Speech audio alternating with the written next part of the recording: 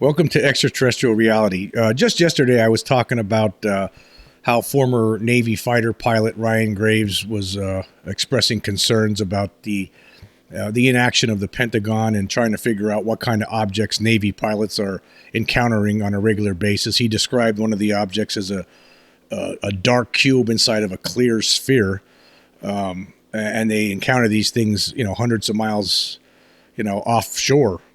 But last night I was on Twitter and I saw some old newspaper clippings that were posted by a Twitter user named UFOB Reddit. I will leave the link to this Twitter post that he left yesterday, and it was very interesting. It was something I never heard of before. It was an incident that happened in July of 1947.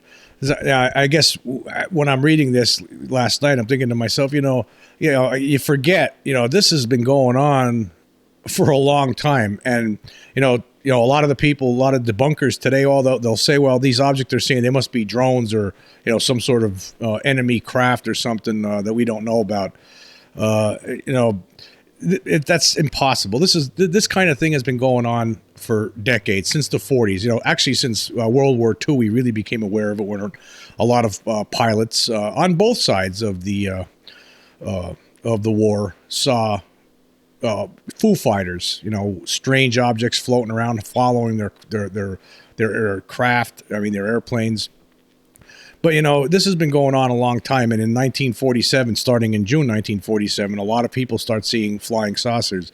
And here, and on top of that, the pilots, commercial pilots, military pilots for all these years have been, dealing with these, almost wrecking into them. Right. And actually, this case here, somebody did wreck into one. Anyway, this is there's two little pieces that he put on here, UFOB Reddit.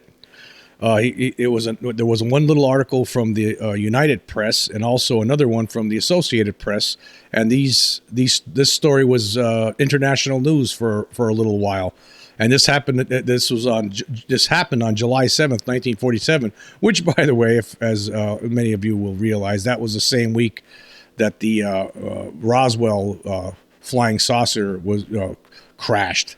So that was the same period of time. So a lot of people were seeing UFOs all over the place at the time. The Roswell story actually did not break yet. That didn't break until July 8th, and then it was quickly covered up.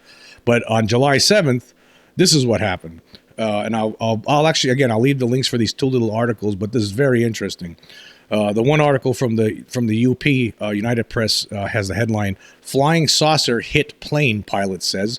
A pilot reported today, and this happened by the way, in Bozeman, Montana. A pilot reported today that his plane knocked down a flying saucer, which he described as a pearl gray clam-shaped airplane with a plexiglass dome on top.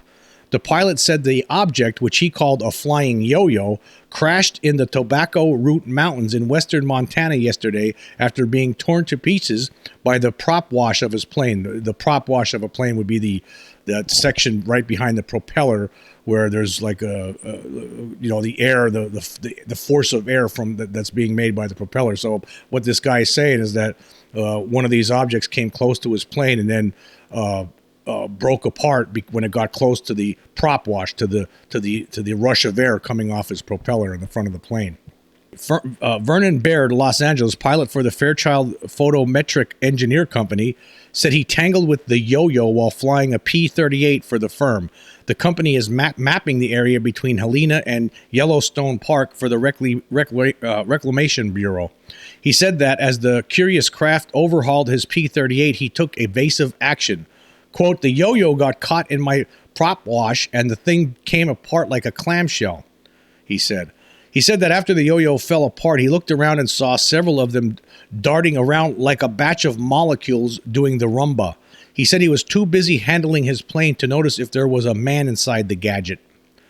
And then this other article from the Associated Press states, Casey Baird, pilot of a P-38 pursuit plane, working for a United States survey, reported Sunday he was forced to evade a group of flying discs and that his photographer tried to get a picture.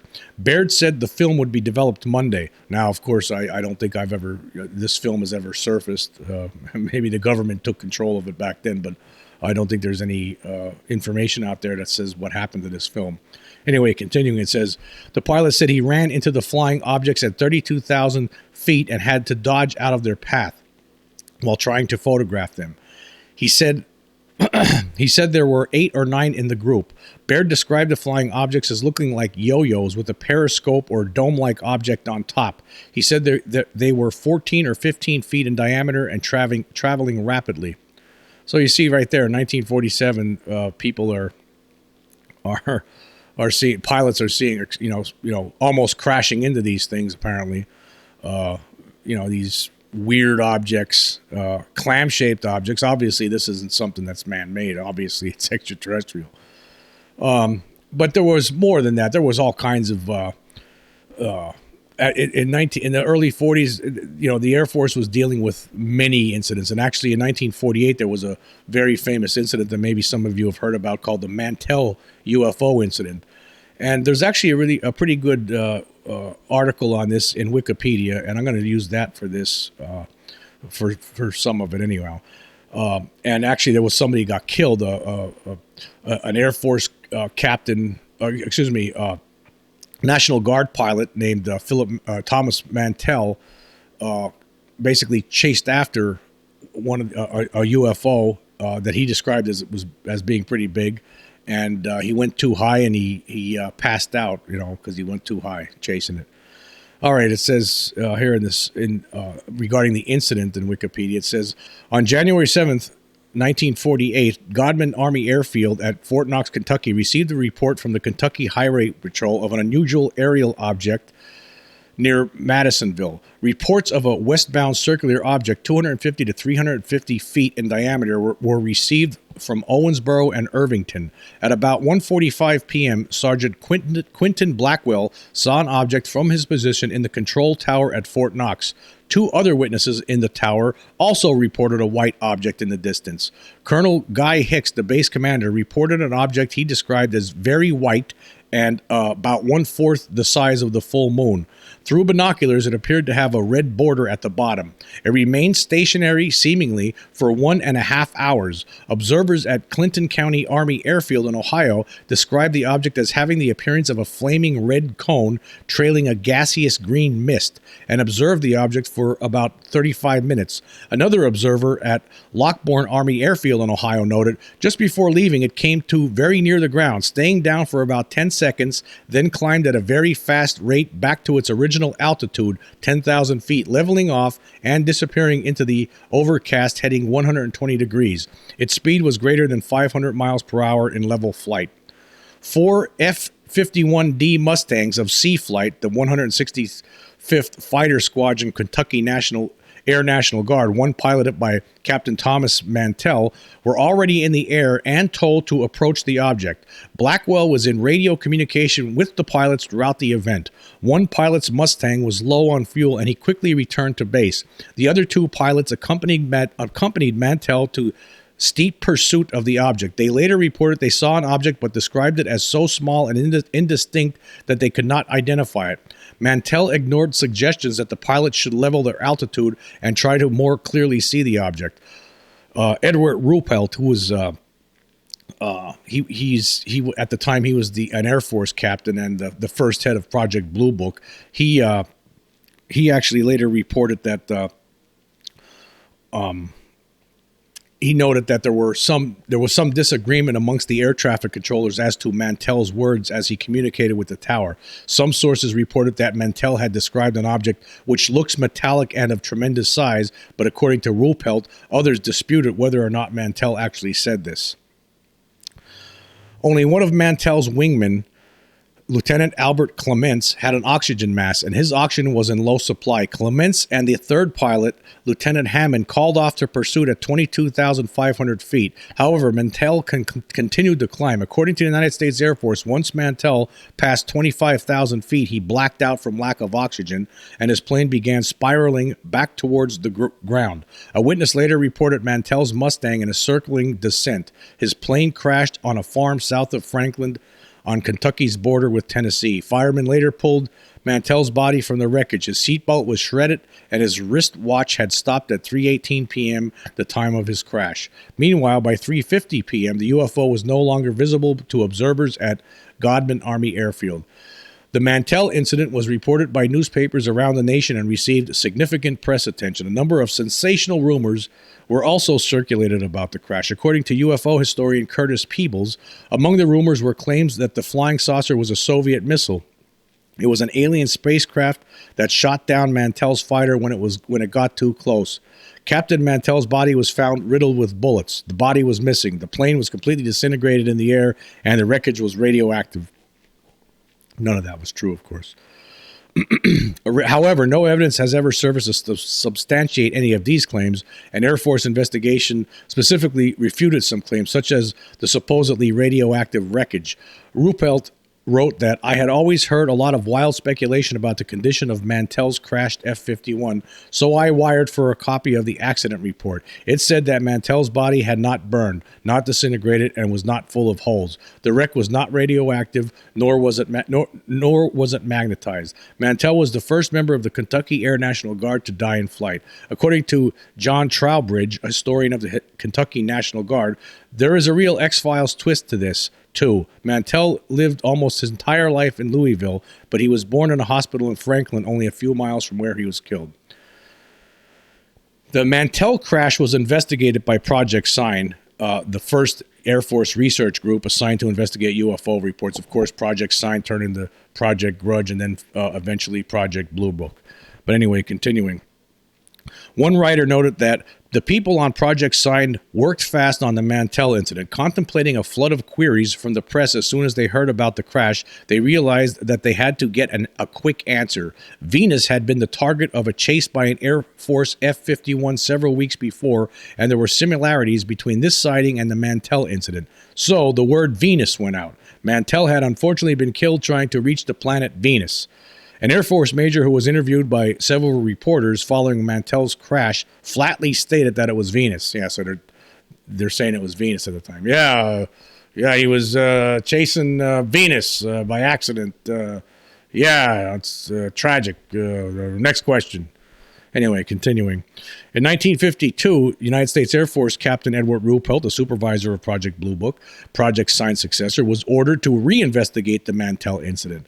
Ruppelt spoke with Dr. J. Allen Hynek, an astronomer at Ohio State University and scientific consultant to Project Sign and Project Blue Book. Hynek had supplied Project Sign with the Venus explanation in 1948, mainly because Venus had been in the same place in the sky that Mantell's UFO was observed. However, by 1952, Dr. Hynek had concluded that the Venus explanation was incorrect because Venus wasn't bright enough to be seen by Mantell and the other witnesses, and because a considerable haze was present that would have further obscured the planet in the sky.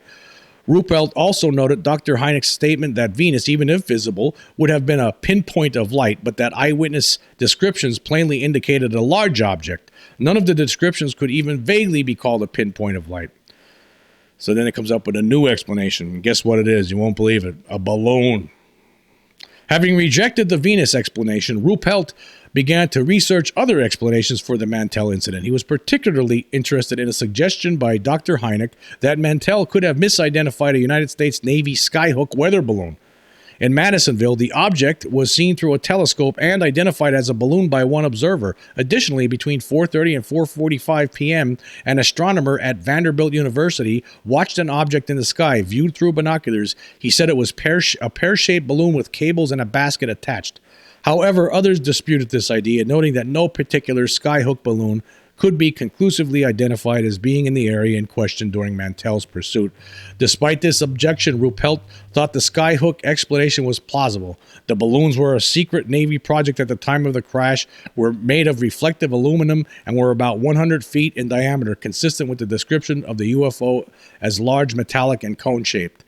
Since the skyhook balloons were secret at the time, neither Mantell nor the other observers in the control tower would have been able to identify the UFO as a skyhook, but this was never proved, as Ruppelt wrote. Somewhere in the archives of the Air Force or the Navy, there are records that will show whether or not a balloon was launched from Clinton County Air Force Base, Ohio, on January 7th, 1948. I never could find these records. People who were working with the early skyhook projects remember operating out of Clinton County Air Force Base in 1947, but refused to be pinned down to a January 7th flight. Maybe, they said. The Mantell incident is the same old UFO jigsaw puzzle. Yeah, so again, like they try to say it's a skyhook balloon. Yeah, it's a balloon, secret, top secret project, skyhook. Yeah, that's what it was. Yeah, it wasn't. We made a mistake when we said Venus. Operation Skyhook balloon.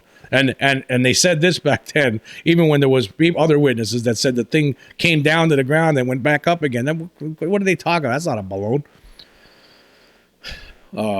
Well, see, this is again over all the years, you even have the same, denying, pretending it's something else when it's, first you're saying it's a planet Venus, then, 4 years later, you come back and say, no, it wasn't Venus, it was balloon. Yeah, balloon. Apparently, Mantell was chasing after some UFO. He went too high in his plane. He became unconscious and he crashed the plane and died. That's what happened. But there was a UFO. There was multiple witnesses to it before he went chasing after it. So, but again, they try to say it's something else. Why? I don't know. Like, why just, the fact is it's a tragedy in of itself, but the guy was chasing around a UFO. There were many people on the ground in the towers that were seen at different Air Force bases. And yet, they're trying to, first they try to say, oh, it was planet Venus. So even when you think about that one, right? Okay, it's planet Venus. There were people that actually, before he even came onto the scene, before Mantell and the other pilots were chasing after this object, there were people that observed the object standing still in the sky for an hour and a half. One of the witnesses said the thing came down and then shot back up again. So what are they talking about? Venus? Venus doesn't. What, did Venus come all the way to Earth and then fly back up into space again? So that explanation was bogus from the start, and then they realize how bogus it is over time, and then they change it, right? And it's a balloon, a top secret project. Nobody would have known about it. That's why, yeah, okay. And then finally, we're going to talk about one other incident that happened in October of 1948, the Gorman dogfight. And again, I'm going to use this Wikipedia article about it. Although he was only 25 years old when the incident occurred, George F. Gorman was a veteran fighter pilot of World War II. After the war, he became the manager of a construction company. He also served as a second lieutenant in the North Dakota National Guard. On October 1st, 1948, Gorman was practicing in a cross-country flight with other National Guard pilots. He was flying a P-51 Mustang. His flight arrived over Fargo at approximately 8:30 p.m. Although the other pilots decided to land at Fargo's Hector Airport, Gorman decided to take advantage of the clear, cloudless conditions and get in some night flying time, staying aloft. Around 9 p.m., he flew over a stadium where a high school football game was being held. Gorman noticed a small Piper Cub plane flying some 500 feet below him. Otherwise, the skies appeared clear. Shortly after he noticed the Piper Cub, Gorman saw another object to his west. When he looked for the outline of a wing or fuselage, he could see none. This contrasted with the Piper Cub, whose outline was clearly visible. The object appeared to be a blinking light. At 9:07 p.m., Gorman contacted the control tower at Hector Airport and asked if he had any air traffic in the area other than his P-51 and the Piper Cub. The tower answered that it did not, and it contacted the Piper Cub pilot, Dr. A.D. Cannon. Cannon and his passenger answered that they could also see a lighted object to the west. Gorman told the tower that he was going to pursue the object to determine its identity. He moved his Mustang to full power, which was 350 to 400 miles per hour, but soon realized that the object was going too fast for him to catch it in a straight run. Instead, he tried cutting the object off by turns. Gorman made a right turn and approached the object head-on at 5,000 feet. The object flew over his plane at a distance of about 500 feet. Gorman described the object as a simple ball of light about 6 to 8 inches in diameter. He also noted later that when the object increased its speed, it stopped blinking and grew brighter. After his near collision, Gorman lost sight of the object. When he saw it again, it appeared to have made a 180-degree turn and was coming at him again. The object then made a sudden vertical climb. Gorman followed the object in his own steep climb. At 14,000 feet, his P-51 stalled. The object was still 2,000 feet above him. Gorman made 2 further attempts to get closer to the object with no success.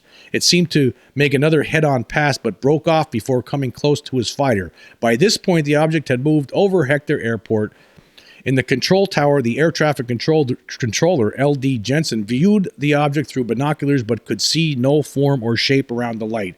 He was joined by Dr. Cannon and his passenger from the Piper Cub.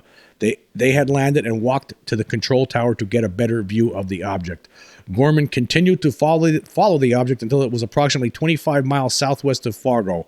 At 14,000 feet, he observed the light at 11,000 feet. He then dived on the object at full power. However, the object made a vertical climb. He tried to pursue, but watched as the object passed out of visual range. At this point, he broke off the chase. It was 9:27 p.m. Gorman flew back to Hector Airport. Now, later on October 23rd, Gorman gave a sworn statement to investigators. This is what he said. "I am convinced that there was definite thought behind its maneuvers. I am further convinced that the object was governed by the laws of inertia because its acceleration was rapid but not immediate, and although it was able to turn fairly tight at considerable speed, it still followed a natural curve. When I attempted to turn with the object, I blacked out temporarily due to excessive speed. I am in fairly good physical condition, and I do not believe that there are many, if any, pilots who could withstand the turn and speed affected by the object and remain conscious. The object was not only able to outturn and outspeed my aircraft, but was able to attain a far steeper climb and was able to maintain a constant rate of speed far in excess of my aircraft." Now, of course, there was an Air Force investigation, and they came up with some theories. And I could tell you, those theories had nothing to do with extraterrestrials, as you may have figured out. Anyway, within a few hours, military officers from Project Sign arrived to interview Gorman, Dr. Cannon, his passenger, and the control tower personnel at Hector Airport. The officers also checked Gorman's P-51 Mustang with a Geiger counter for radiation. They found that the Mustang was measurably more radioactive than other fighters which had not flown for several days. This was taken as evidence that Gorman had flown close to an atomic-powered object.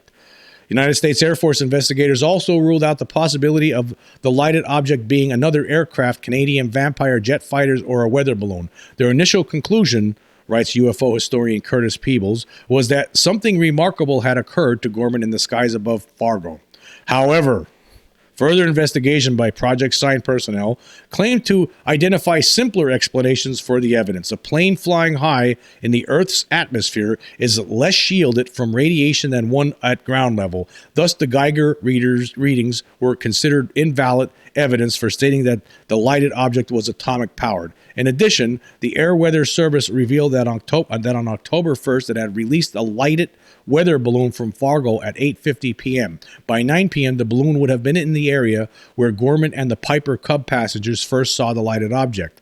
Project Sign's investigators also believed that the incredible movements of the object were due to Gorman's own maneuvers as he chased the light. The object's maneuvers were an illusion brought about by the movements of Gorman's fighter. The investigators also believed that, as the weather balloon passed out of sight, Gorman had come to believe that the planet Jupiter was the UFO, and therefore he had been chasing the planet as he flew south of Fargo before giving up and returning to land. By early 1949, the Gorman case was labeled by Project Sign and its successors, Project Grudge and Project Blue Book, as being caused by a lighted weather balloon. However, these explanations from government sources do not address several facts. Gorman was an experienced combat pilot, highly unlikely to mistake distance and speed of a passively drifting target. He reports nearly blacking out from high-speed turns in its pursuit. At the place and time of the pursuit, the planet Jupiter was below the southwestern horizon, and at the time Gorman broke off pursuit, he was chasing the target in a vertical ascent up to 14,500 feet. And here, finally, the aftermath. The Gorman dogfight received wide national publicity and helped fuel the wave of UFO reports in the late 40s. Although some UFO researchers, such as James McDonald and Donald Kehoe, disagreed with the United States Air Force's conclusions and continued to regard the case as unsolved, other UFO researchers agreed with Project Science conclusions in the case.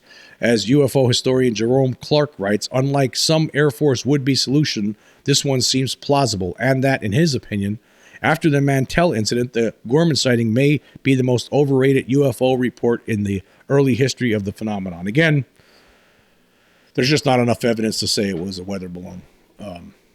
And again, if you read his statements, this guy was positive. This is an experienced pilot. He was positive that this thing was intelligently controlled, whatever it was. And this is it's funny. They're saying not only this story, unlike the Mantell case, where first they said it was Venus, and then later on they said it was a balloon. Now this one they're saying it's a combination of a balloon and Jupiter. I mean, actually, those explanations to me sound much more ridiculous than extraterrestrials. But I guess the bottom line with this one, I don't think anybody could really say. I don't think there's enough proof to say one way or the other. I mean, if we're going to be truthful, the Gorman dogfight, right? There's not enough proof to say one thing or another. But the whole point of this is that there have been things going on since the 40s. I mean, there were UFOs that showed up over Washington, D.C. in 1952, and fighters went out chasing them and couldn't keep up, and they were spotted on radar. I mean, there's just been so many things over the years. And these are just a couple of the examples. This one here, the Gorman dogfight, I don't know. Maybe it's extraterrestrial. Maybe it's something else. Who knows? We're never going to know. That one's going to remain a mystery. I think the Mantell one is pretty clear. I think that's, most certainly extraterrestrial. I mean, there's no question in my mind on that one. And then the other one, the original one that we talked about here with this pilot that saw these clam-shaped objects with domes on top. I mean, obviously that's not man-made, So, again, this has been going on. A lot of people try to pretend like they act like, this is only, as far as we know, there's been concern since 2004. That's how it's been made. It's made to sound like it's only been going on since No. This has been going on for decades and decades. And I got to say, if you were to read, I'm going to leave a link for all of these things these sources that I mentioned here. But I'll also leave a link for UFOs and the National Security State, Volume 1. I can't tell people enough how that book there that tells you gives you a lot of the information, a lot of the reports that happened from the 40s and the 50s, the 60s into the 70s, and a lot of the military encounters. It goes over all of that stuff. The military encounters with unidentified flying objects and how they've been covering it up. How they would come up with explanations that really a lot of times didn't jibe with reality. But anyway, these are. I just love reading about these old cases because again, it's still going on. It's still happening. It's still happening every day, all the time.